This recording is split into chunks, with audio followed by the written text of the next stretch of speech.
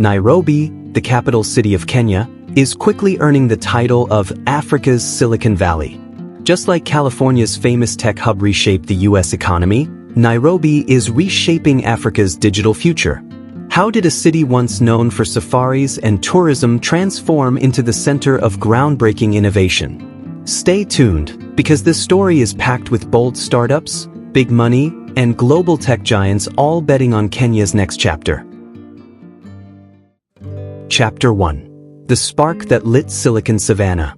What kicked off Nairobi's tech surge was simple but powerful: mobile money. In 2007, Safaricom introduced M-Pesa, a service that let people send and receive cash via SMS even if they had no bank account. That was huge, because back then a majority of Kenyans couldn't access formal banking. In just its first year, M-Pesa signed up 2 million customers, proving there was real demand. From those early days of SIM toolkit and USSD-based transfers, it evolved dramatically. Now it includes a full-blown mobile super app, plus everything from bill payments to airtime top-ups and savings features.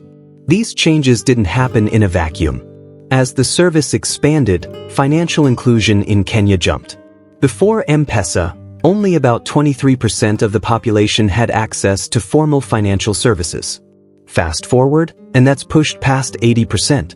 Also, by mid-2025, mobile money subscription numbers reached 47.7 million, with penetration among adult population nearing 91%. The rapid uptake meant people started relying on mobile money for all kinds of everyday tasks, not just sending cash to relatives. Small business payments, paying utility bills, saving, getting short-term loans all began moving through mobile wallets. M-Pesa built a network of agents everywhere: rural towns, marketplaces, informal settlements, that made cash-in and cash-out accessible even for people far outside city centers. This shift changed more than finance. It shifted expectations. If you could send money, get paid, even access credit from your phone, then the thought turned to, what other services could be remade this way? It opened a gateway for innovators. Tech entrepreneurs knocked on doors. What else is stuck in old ways, and how can mobile tools unlock new solutions? That question would lay the foundation for startups in logistics, agriculture, health, and so on. So, mobile money wasn't just a tool, it set a tone. It said, technology isn't a luxury, it's something people need. And once that tone was set, Nairobi was no longer waiting for the future, it was building it. Chapter 2. The Rise of Tech Hubs and Startups. After mobile money lit the spark, networks of support sprang up fast. Innovation hubs began appearing across Nairobi, places like iHub, NaiLab, Nairobi garage spaces where people building tech could meet, share ideas, get feedback, and find mentors. These were more than co-working spaces, they became launchpads. They gave access to tools, community, and exposure, that combo that early-stage founders live for. By the early 2010s, Nairobi started being called Silicon Savannah. Startups popped up in every corner. Twiga Foods worked on digitizing the food supply chain to reduce waste and connect farmers to markets. Sendi introduced more efficient logistics, connecting business owners to delivery drivers across cities. Cellulant pushed payments into new, more seamless territory, serving customers and businesses across Africa. These aren't just small ideas, they attracted serious backing. In 2024 alone, Kenyan startups pulled in $638 million in venture capital, which is nearly 29% of all startup funding across Africa. Also, Kenya held a majority of East Africa's funding, close to 88%. Assign Nairobi is the anchor. What's interesting is not just the money, but what sectors popped off. Fintech has been a big player: payment platforms, mobile banking, financial inclusion tools. But beyond that, e-commerce, logistics, agri-tech have taken root. Twiga Foods, for example, has raised over $200 million plus in various rounds. Sendi, though smaller, shows that solutions for delivery and supply chain are critical in a place where transport networks and infrastructure aren't always built for efficiency. Also, the sheer number of support systems has exploded. There are over 150 hubs and co-working spaces around Kenya, all focused on helping early-stage founders. Many of these are in Nairobi, so the concentration of support, mentorship, and networking there is very high. All this means founders don't have to go it alone. They have peers, they have places to test, to fail, to grow. It's not that Nairobi copied Silicon Valley, it took what made sense locally. It looked at what problems people face here: food systems, logistics, financial inclusion, agriculture, and said, we can build tech to fix those. That mindset, plus hubs, plus funding, started turning Nairobi into a place where startups aren't rare, they're everywhere, and more importantly, they're solving real problems. Chapter 3: Big Tech Moves In. Nairobi's rise didn't go unnoticed. When innovation starts putting down roots, big players tend to follow. Global tech giants began treating Nairobi not just as a market, but as a base for innovation. In 2019, Microsoft made a landmark move. They launched their Africa Development Center, ADC, with operations in Nairobi and Lagos. The commitment? About $100 million over the first 5 years. The goal was to tap into local engineering talent while working on cutting-edge tech, AI, mixed reality, application development, and more. Microsoft wasn't just opening an office, it was asking, how can we build globally significant tech right here? Google made its own big move too. It opened its first product development center in Africa, choosing Nairobi. The center is staffed by software engineers, UX designers, researchers, teams working on problems specific to Africa, like internet infrastructure or improving mobile usability. Google also committed to investing around $1 billion over 5 years towards projects across the continent. Amazon Web Services is also stepping in.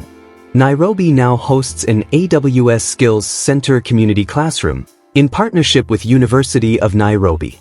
That classroom trained 125 students in cloud computing basics, helping build up cloud skills among young people who might not otherwise access them. Meanwhile, AWS also opened a local development center at Kofisi Square in Nairobi, bringing more roles in software, telecom, engineering, and support functions. A more recent addition, AWS has begun offering Direct Connect from Nairobi. That means companies in Kenya can now establish private, high-bandwidth connections, 10 gigabits per second, 100 gigabits per second, to AWS public regions, instead of relying on public internet infrastructure. This kind of connectivity reinforces Nairobi's attractiveness as a regional tech hub. All these moves share a common thread. It's not just about cost or location. It's about tapping into Nairobi's young, educated, English-speaking workforce.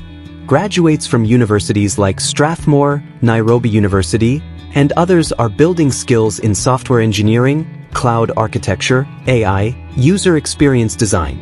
Global companies are finding that there's talent here ready to work on global scale issues.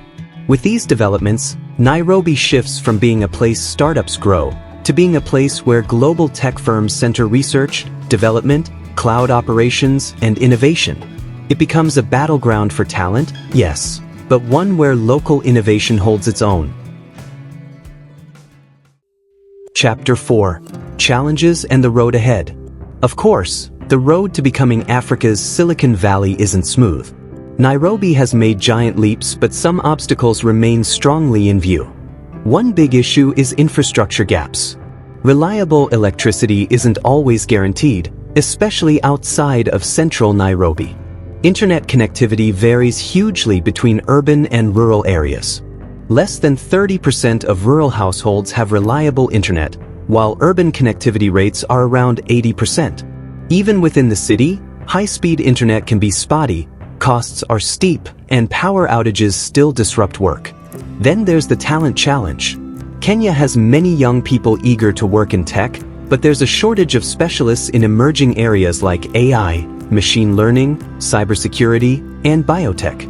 Some graduates don't find roles that match their skills locally, so many leave for higher pay or better opportunities abroad. That brain drain effect. Regulation is another sticking point. Laws are often slow to catch up with innovation. Some pilots or new technologies enter a kind of legal gray zone.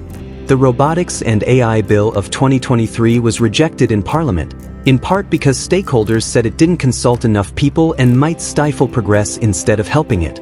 There are also issues around data protection, privacy, cybersecurity.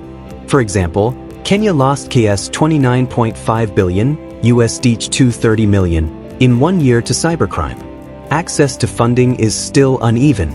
Though investments are growing, many startups struggle to secure enough capital beyond early seed rounds.